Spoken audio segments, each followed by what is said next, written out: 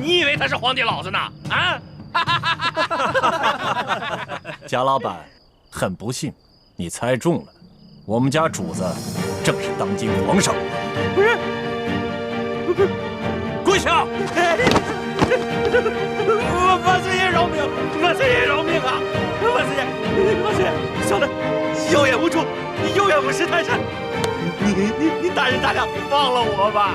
左图在，把这危害一方的恶霸拿下，送到刑部审问，再查一查他的叔叔和爹爹是不是做过什么违法乱纪之事。这，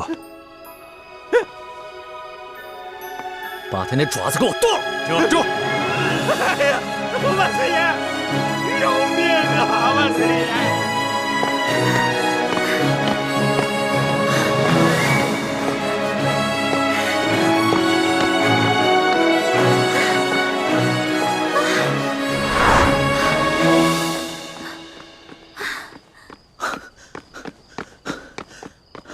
老大，别再跑了！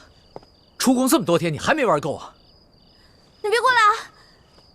你要是再过来的话，我还是会逃的，你根本就追不上我。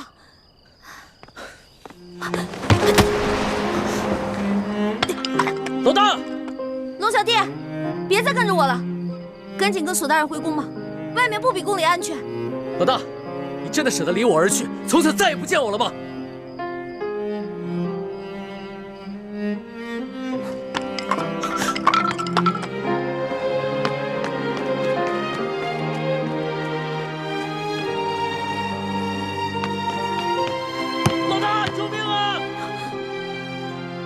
我怎么听到龙小弟的求救声了？龙小弟该不会使诈吧？可是万一他真的遇到危险怎么办？不行！住手！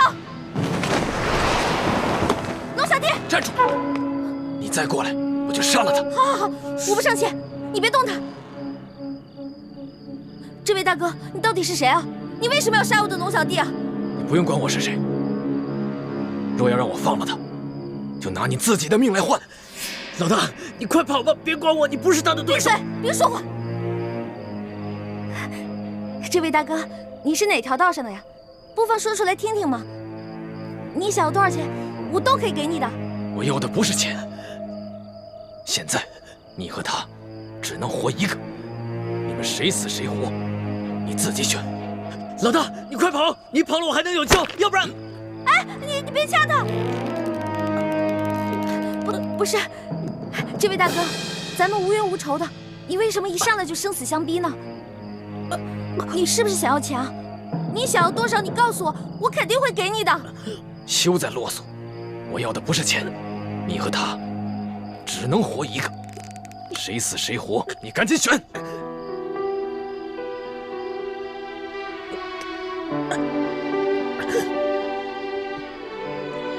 我没办法选，我们两个曾经对着月亮发过誓，是一辈子的好兄弟，要同生共死。要么你就放过他，要么你就把我们两个全杀了吧。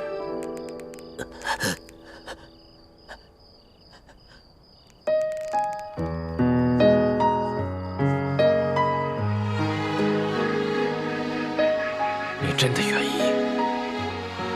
和他一起死？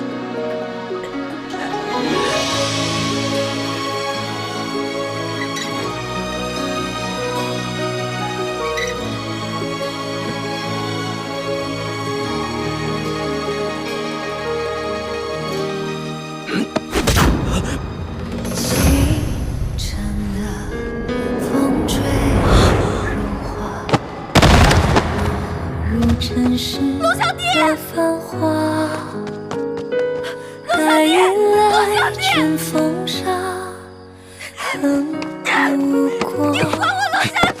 你还我龙小弟！你还我龙小弟！愿做他掌上的明珠，献上我纯真的祝福。你越长猪哥哥怎么是你啊？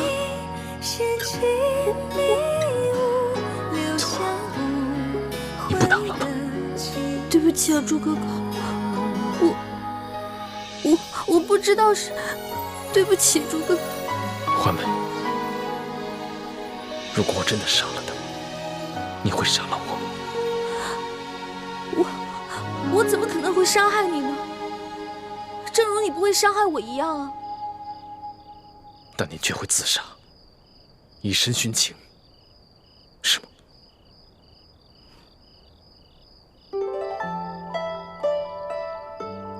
你想听我说实话吗？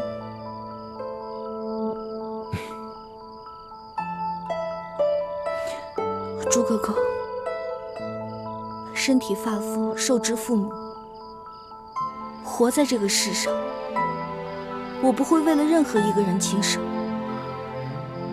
但如果有一天你光复大明成功，你杀了龙小婷，我不可能成为你的皇后，我会隐居乡间，一个人生活。但是如果你光复大明失败了，龙小弟他要杀你，我一定会拼尽全力去拯救你。若没有救下你，我也不会去做他的妃子，我也会隐居民间，直到孤独终老。那如果我光复大明成功了，我留下了康熙的性命，你可愿意做我的皇后？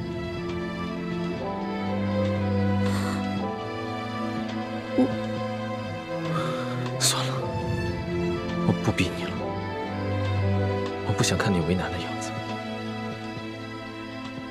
如果那个时候光复大明真的成功了，我也听凭你的意愿，绝不勉强。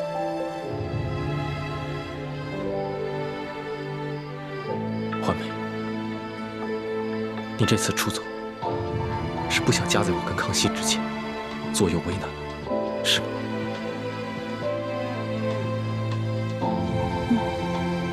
但你还是放不下他，否则，以他那点追踪的本事，他不可能一直跟得上你。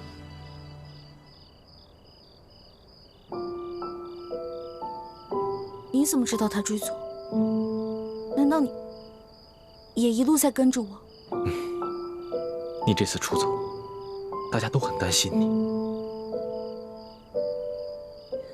对不起，猪哥哥，我错了。别说了，听我的话，赶紧回去吧。我答应你，如果我光复大明成功了，我不杀康熙。至于到那个时候，你还愿不愿意嫁给我，都听凭你的本心。对不起，猪哥哥，我错了。别说了，听我的话，赶紧回去吧。我答应你，如果我光复大明成功了，我不杀康熙。至于到那个时候，你还愿不愿意嫁给我，都听凭你的本心，我绝不勉强你。但是，如果我光复大明失败了，我被他杀了，我对你只有一个要求。什么要求啊？我不想看到你一个人孤独终老。如果那个时候，康熙还愿意不计前嫌接受你，你就放下一切过往，从了他。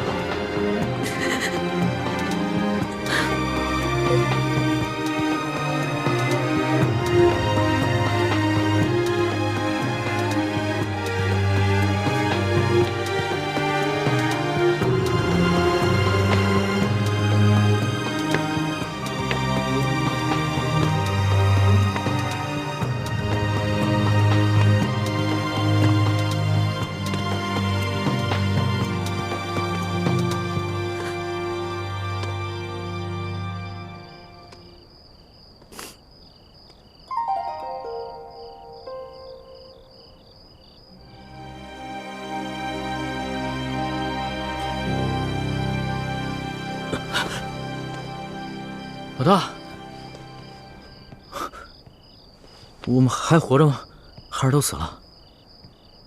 俗话说得好啊，好人命不长，坏人活千年。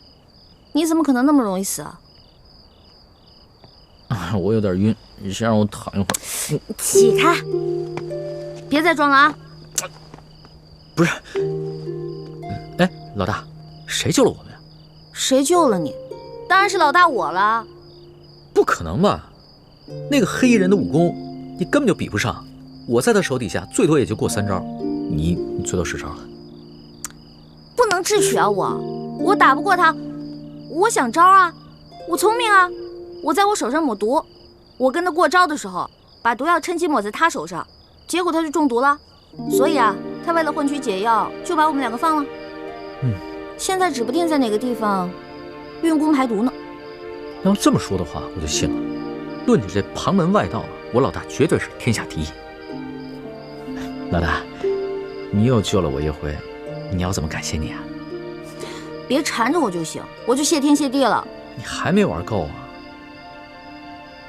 老大，我知道你是觉得我听信了宫里的谣言，所以在生我的气，是不是？我保证，我以后再也不听信谣言了。真的？真的，我不仅是你的龙小弟，我还是真龙天子，金口玉言的。那我也不想再回到那个大鸟笼子里了。你不回是吧？你不回，别怪我赖账啊。赖什么账啊？在山西的时候，我可是欠了你一大笔账。我的利息可高了，你还得起吗？老大，你可不要趁火打劫啊！趁火打劫？全天下哪有你这个皇上厉害？大明内乱，你们大清趁机占领了大明的整个江山，老百姓刚刚经历了战乱，想过上几天好日子，可你们呢？朝中权贵搞起了圈地，各地的官吏设置了各种关卡，变相的收取各种赋税，你们这才叫做趁火打劫，一本万利的勾当呢！我怎么了？我说错了吗？我说的都是实话。龙小弟啊，其实这就是我要的利息。你要记得曾经答应过我的那些话：消除贵族特权，割除积弊，整顿吏治，让全天下的老百姓过上好日子。好，我答应你，这个利息我一定还。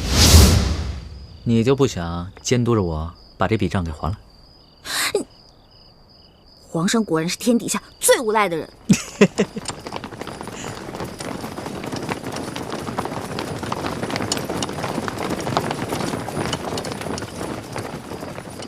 皇上，奴才恭请皇上回宫。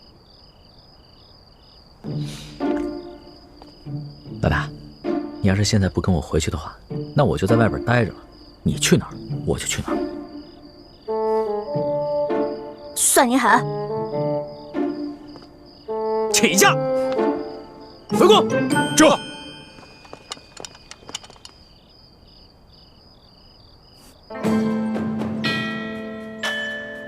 皇上回宫了。回太皇太后，皇上啊是昨儿夜里回来的。哦，你这个李大总管的差事当的是越发的好了。太皇太后，不知奴才做错了什么事，还请太皇太后明示。如今这皇上迷着李易欢迷成这个样子，你竟是守口如瓶，一字不吭啊！太皇太后恕罪，皇上其实早就知道奴才是太皇太后派在他身边的眼线，所以有很多事情都不让奴才知道。你用不着拿皇上来当挡箭牌。其实呢，哀家早就告诉过你，皇上的大小事情你要第一时间禀告哀家。可是你是怎么做的啊？你这眼里头还有我这太皇太后吗？太皇太后息怒，您可是冤枉死奴才了。奴才没有办好差事，任凭太皇太后责罚。可是奴才对太皇太后那是一片忠心呐。行了，起来吧。谢太皇太后。也是啊，你夹在哀家和皇上的中间，有些差呀，你也不好办。皇上啊，他是越来越不像话了。为了一个来历不明的野丫头，九五之尊不顾，安危体面全然不顾。你说，怎么这么随根儿啊？你听好了啊，这宫中，哀家绝不允许再出现一个董鄂妃。这，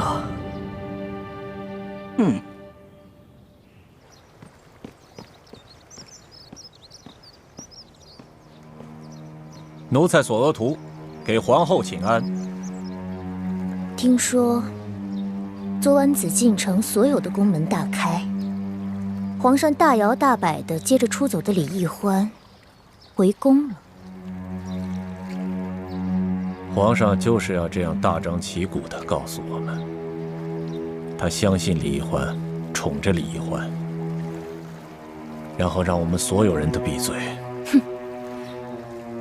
当年唐玄宗为了迎回杨玉环，也是这般深更半夜大开宫门，毫不顾忌朝野非议。可结果呢？难道皇上想学唐玄宗吗？这唐玄宗有安禄山，可咱们如今大清也有吴三桂啊。难道皇上都忘了这些前车之鉴了？皇上本来少年英明，可是竟然被李易欢这个丫头迷得失去了本性。都怪我当初考虑不周啊！本来以为她可以帮助我斗倒鳌拜，所以帮着这丫头讨好皇上。没想到现在是养虎为患了。提到鳌拜，本宫倒突然想起了，他的疯病可有好转？没有，我昨天刚去探视过他，还是疯疯癫癫的老样子，连我都不认识了。这鳌拜一向武功高强，身体健康，怎么突然就疯了呢？鳌拜的疯是中了迷魂散之毒，此事颇为蹊跷，有谁能够在我的眼皮底下给鳌拜下毒呢？这毒疯鳌拜的人，会不会就是李太医？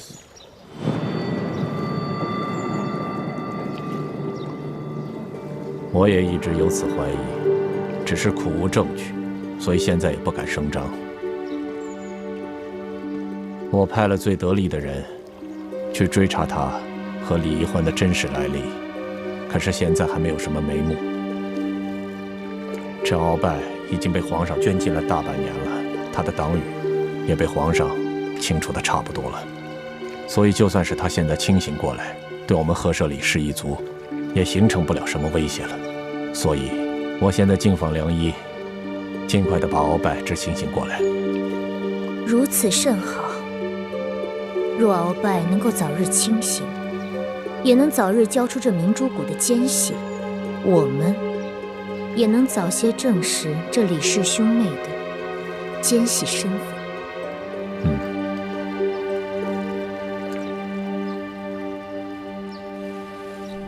这易欢简直是胡闹，也不跟我们商量一下就擅自撤离，这岂不是叫康熙索额图更加疑心了吗？义父，其实易欢此次离宫出走，事先和我商量过的。他是想刺激康熙，让康熙不要怀疑他，相信他。如今康熙好不容易把他找回去，越发珍惜他了。易欢的良苦用心，总算是没有白费。易欢居然有这样的心机了，这孩子以前可不是这么会算计的。也许他在宫中待了这大半年，让他成长了不少啊。眼下清廷跟吴三桂还没有正式的翻脸，就算他们真的开战了，我们也需要大量的军情。其实一直以来，我们都想要在清廷里安插自己的眼线，可经过这么多年的努力，都未能进入核心。这一次，你跟易欢阴差阳错的就潜伏在康熙的身边，这真是我们的意外之喜啊，也是天不亡我大明的征兆。所以你们必须要排除万难，继续潜伏在紫禁城内。我明白，我定会忍辱负重完成任务，不负各位师长所望。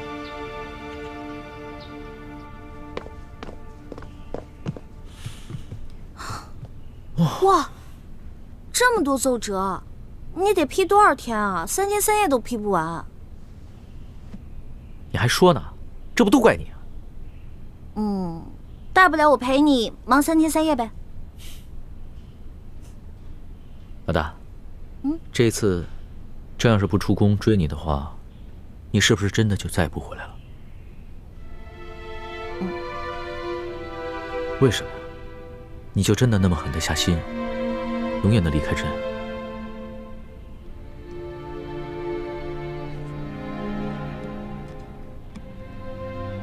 老大，你从前都是古灵精怪、叽叽喳喳的，突然之间变得这么心事重重、沉默寡言，说实话，朕的心里有些不安了。龙小弟啊，我刚开始认识你的时候，我就冒充你的老大，我喜欢保护你，真心想保护你。到后来我知道你是皇帝，知道你居然是全天下最有权势的人，而你呢，也继续任由我当你的老大。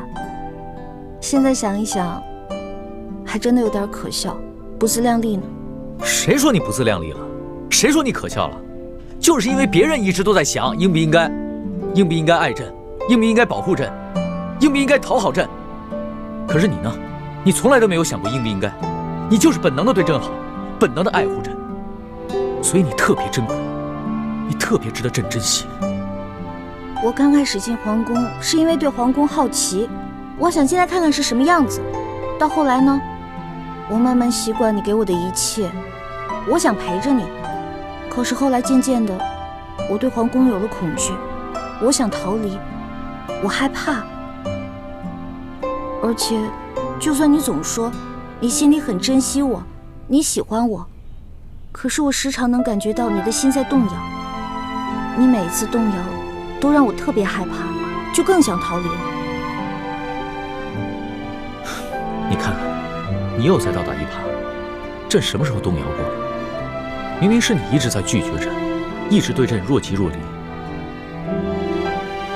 老大，你的那些心思，朕都明白。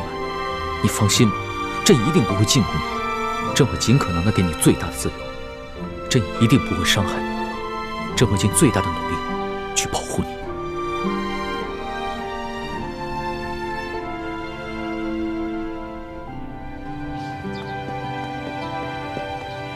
石树姑娘，你不是都已经走了吗？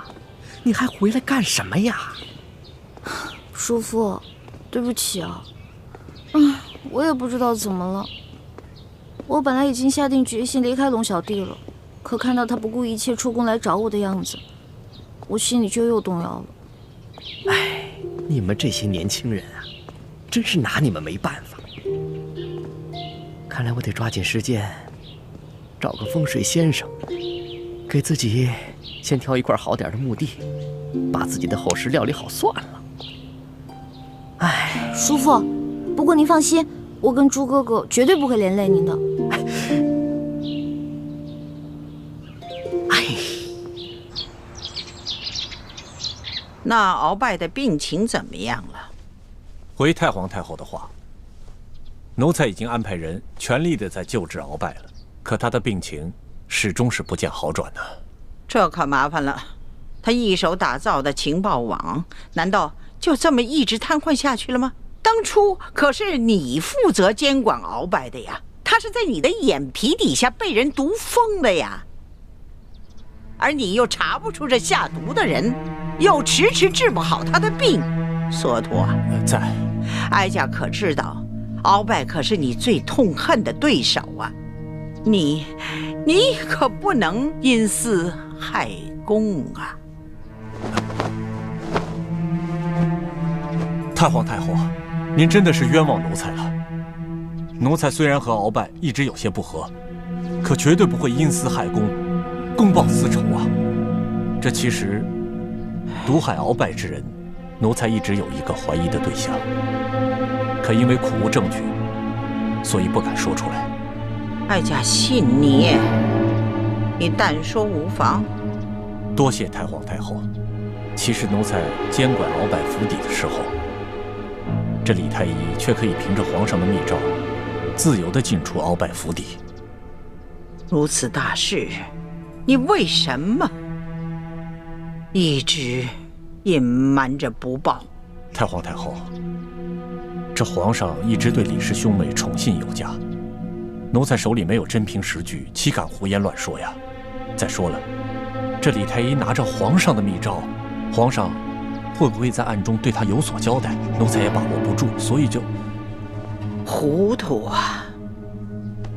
皇上即使是有此念头，也是在鳌拜交出情报网之后啊，他岂能如此沉不住气呀？对，是奴才一时糊涂了。传言说李氏兄妹是反清联盟的奸细，鳌拜要是真的是被李太医毒封的，那他兄妹二人的身份就更可疑了。索陀，奴才在。你一定要继续的想办法，全力的医治好鳌拜。奴才谨遵太皇太后懿旨。起来吧。这。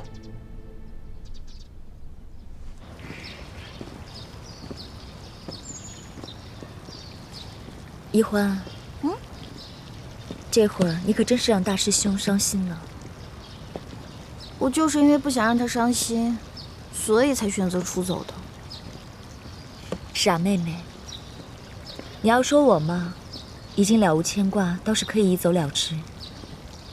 是我自愿继续留在宫里协助大师兄，而你，就算大师兄肯放手，你爹和诸位师长，他们能放手吗？你又能逃到哪儿去呢？雪姐姐，别老提这些让我心烦的事儿了。啊，我想明白了，反正我也改变不了什么。与其愁白了头发，不如好吃好喝的过好以后的每一天呢。真是羡慕你这个性子，天大的事情都能一笑了之。哎呀，雪姐姐，如果你一直留在皇宫的话，那皇上会不会对你……放心吧，康熙虽然表面恕了我的罪，但他对我还是有戒心的。看来以后不会再要动临幸我的念头，这样挺好，我也不用再费尽心思去应付他了。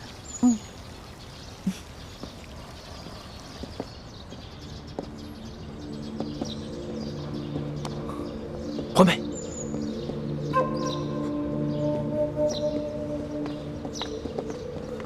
朱哥哥，什么事儿啊？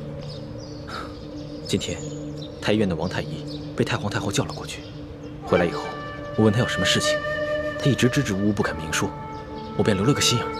后来我发现，他煎了一剂药，从药渣的成分来看，应该是治疗失心疯的方子。失心疯？太皇太后不会得了失心疯了吧？不可能啊，她明明好好的呀。难道这个药是给鳌拜煎的？还是倾城的心思缜密。当时我也有此疑心，就悄悄去找了李公公，果然不出我所料。李公公说，太皇太后正在命索额图悄悄医治鳌拜。太皇太后想要医治好鳌拜，应该就是为了要对付你们两个。这只是原因之一。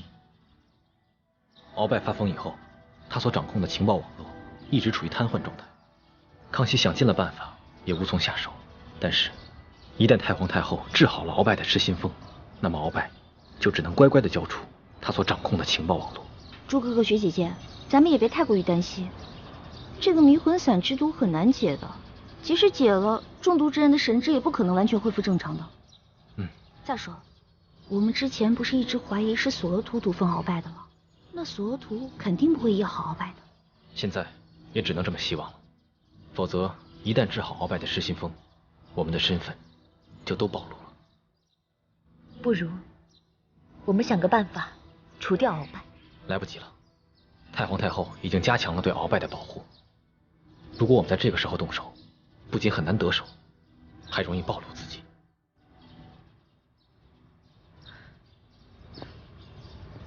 眼下之计，也只有依靠李公公，让他盯着太皇太后和索额图那边的动静，一旦发现情形不对，咱们马上撤离。现在也只能这么应付了。环梅，我有点后悔了，我不该劝你回来的。我这不是担心你跟雪姐姐吗？我肯定会回来的。你真的只担心我们吗？只怕你是放不下另外一个人吧？大师兄，小师妹一定是担心我们两个的。眼下形势很复杂，我们应该放下一切杂念，一切以大业为重啊！此处不宜久留，我们还是分开吧。走。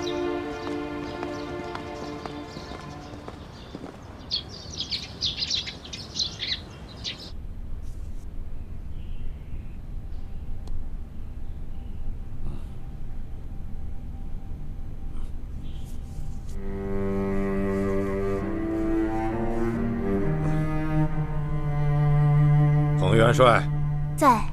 你拿着老夫的手谕，前去调8000人马，一定要把敌人斩杀于阵前。末将遵命。老爷，快把药喝了吧。不喝，这玩意儿太苦。有糖吗？我的糖呢？你给我糖！我的糖，我的糖！你给我糖，我的糖哪儿去了？你给我糖，我的糖呢？我的糖呢？我的糖去哪儿了？啊！糖在哪儿？老三，我的糖呢？去按住敖大人，让他吃药。是。糖。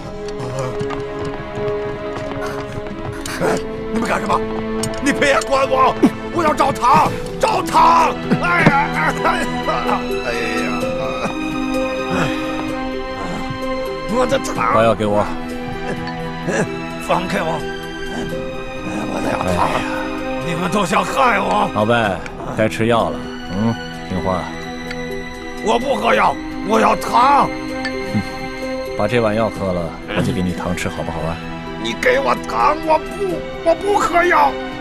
老伯呀，这药啊，是太皇太后亲自让太医院的院判为你配制的药，你可不要辜负了太皇太后的一片心意啊！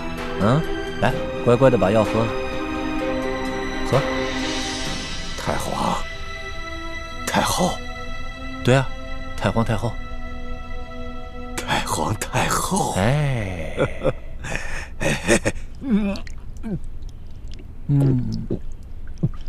哎，不错啊，姨父，看来治疗这段时间还是略有起色啊。希望如此吧。好了，把它放了。这，老伯，你往上看，我赏你颗糖吃。糖。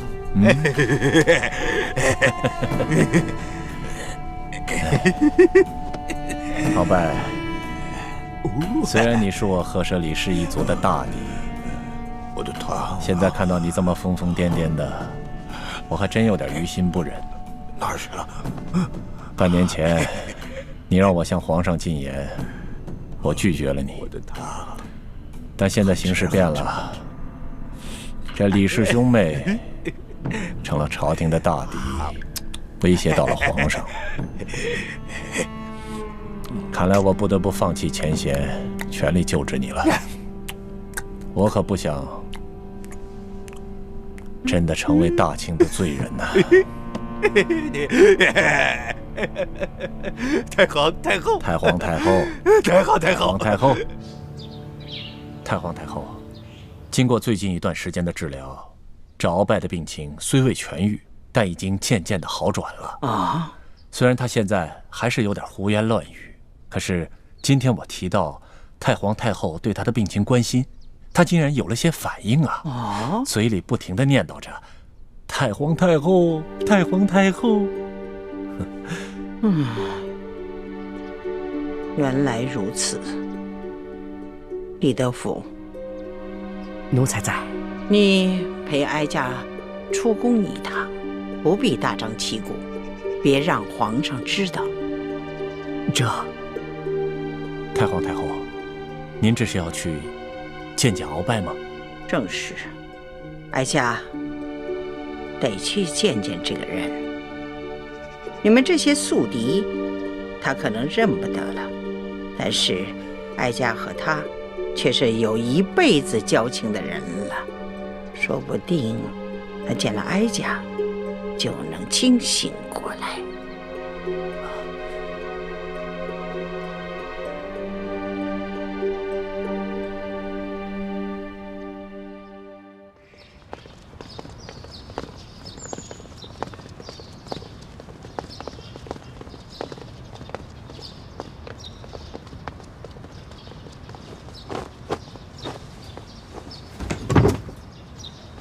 奴才索额图给太皇太后请安了。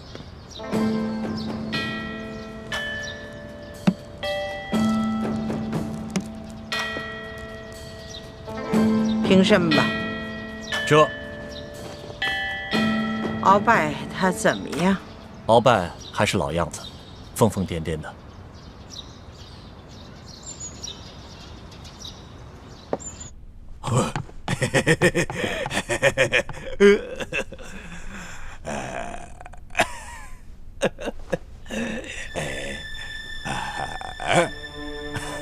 太皇太后，您稍坐，我过去叫叫他。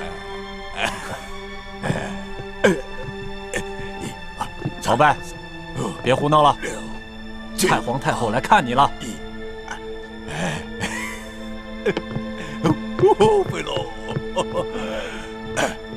看来这鳌拜还真疯了，连哀家都不认得了。是啊，太皇太后，他现在啊不光疯了，连药都不吃了。李德福啊，你服侍他，让他把这碗药喝下去。这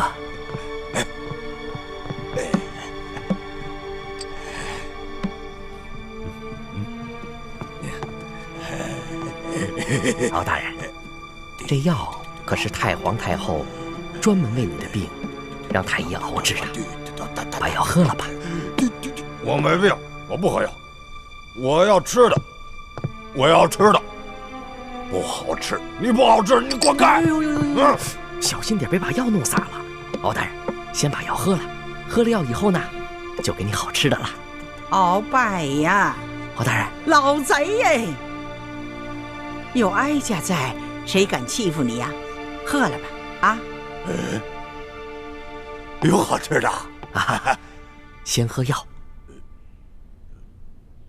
你就是个大骗子！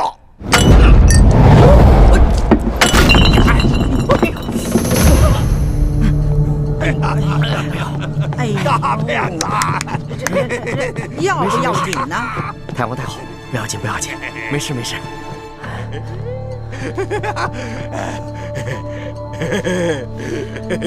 李德福，哎，你回宫吧啊，换身衣服啊，不必再回来了啊。哀家今天就是来看鳌拜的，此事啊可不能跟别人说啊，记住了。奴才谨遵太皇太后懿旨。去吧，去吧。那奴才就先告退了。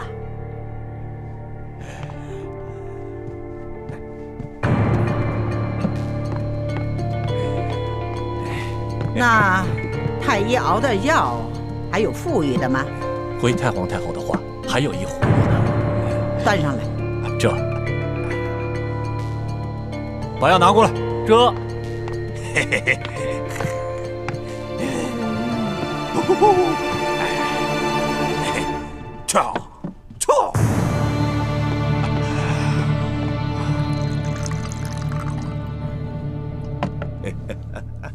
哀家还不信了呢。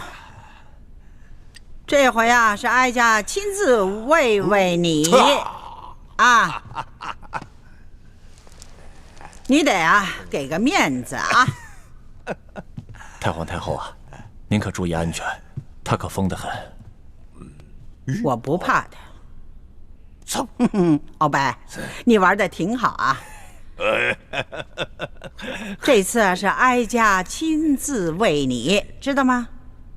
啊，你听好了啊，这里的药材啊都是域外进贡的，知道吗？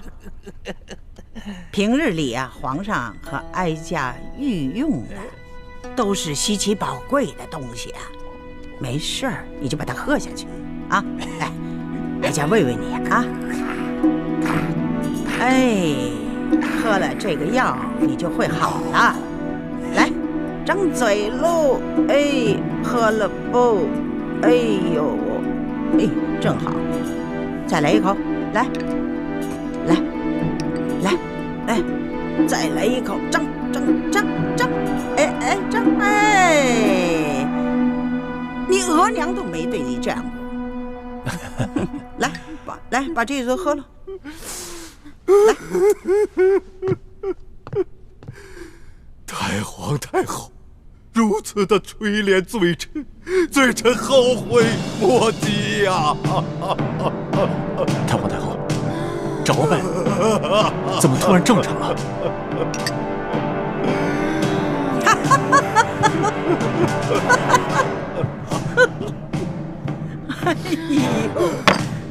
哎呀，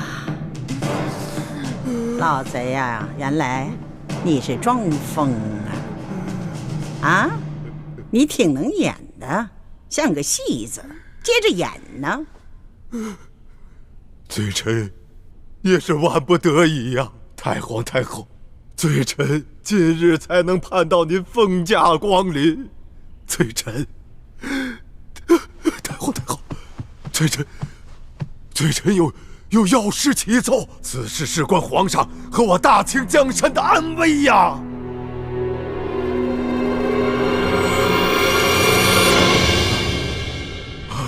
什么？太皇太后去见了鳌拜？索额图向太皇太后禀报说，鳌拜的病已经有起色，他已经能够记起太皇太后了。于是太皇太后就决定去探望鳌拜。不过他没有大张旗鼓，他只是带了我、索额图、纳赛还有2个嬷嬷。太皇太后见到鳌拜，可有什么发现？太皇太后见到鳌拜，让我给他喂药。鳌拜突然间一碗药，哗，泼了我一身一脸。然后太皇太后就让我回去换衣服。后面发生什么事情，我就不知道了。鳌拜拿药泼了你一身啊！鳌拜拿药泼了你一身，如果他只是疯病发作，倒也罢了。可如果他是故意而为，那这件事情可就大大不妙了啊！那就是说明鳌拜的疯病很有可能已经好了，他是在继续装疯，故意支开你，是要向太皇太后单独密奏。我有一种不祥的预感啊！说不定我们都被鳌拜给骗了，他其实根本就没有疯。当初我们始终查不到究竟是谁下的毒。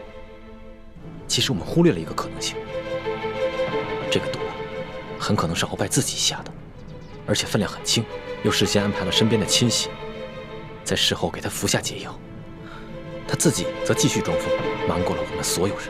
那，你这么一说，我好像也有点怀疑了。那鳌拜既然能够制出大补丸之毒，这说明他对毒药是有一定了解的。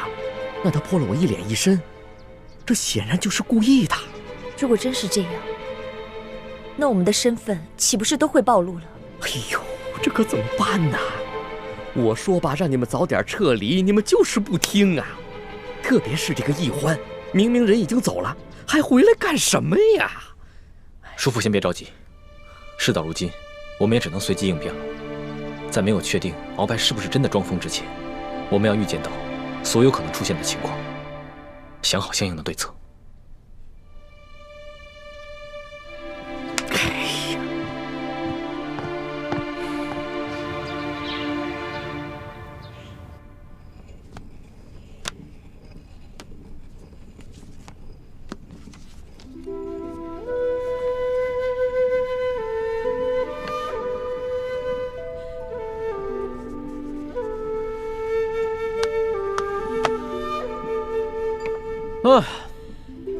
哎呀，终于批完了，这个真累的呀。罗小弟辛苦了，要不要我给你持持家？好啊，来。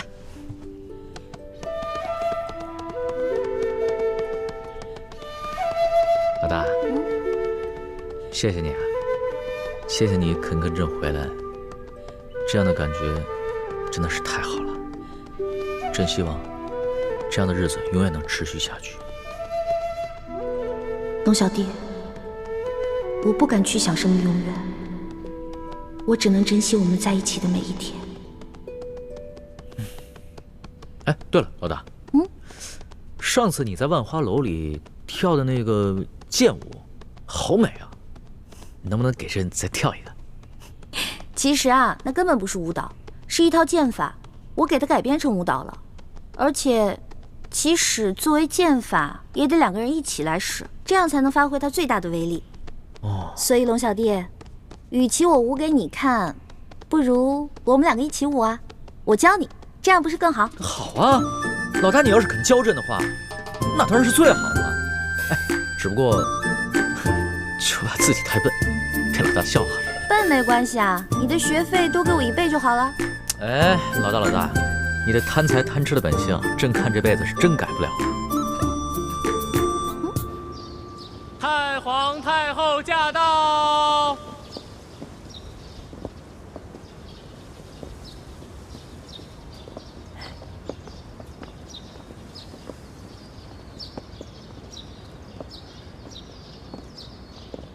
太皇太后，您吉祥。李德福，哎呀，这老贼把这汤药喷在你身上，有没有烫着？谢太皇太后关心，奴才无大碍。那还好。太皇太后，那鳌拜见到太皇太后的圣颜，病情有没有好转啊？还那样，你先下去吧。这。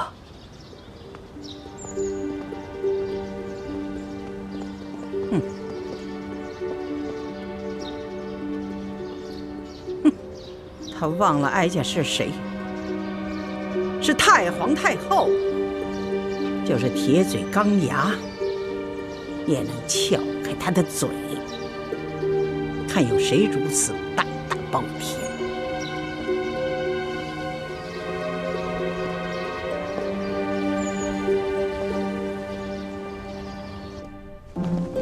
转个身，再打个花，对，刺出去，对，转身，剑到这儿，上步，转圈打一个花，上步，嘿，对，反转身，嘿，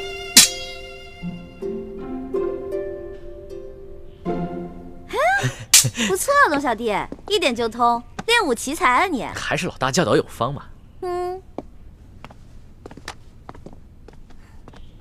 皇上，太皇太后请您过去一见。哎，肯定是因为你这次出宫的事情啊。好了，别担心了，朕一定会保护你的。皇上吉祥。皇祖母吉祥，孙儿给您请安了。奴才李德福给太皇太后请安。都起来吧。谢太皇太后。李德福，奴才在。哀家家乡蒙古王爷给哀家捎来了一封家信，哀家要跟皇上聊聊家常，你们都各自下去吧。这。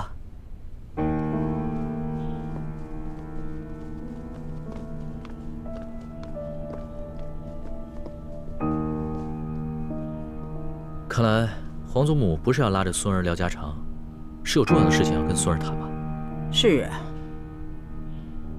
哀家要告诉皇上的是关乎大清朝的国策，你可要冷静地对待。你还认得这个吗？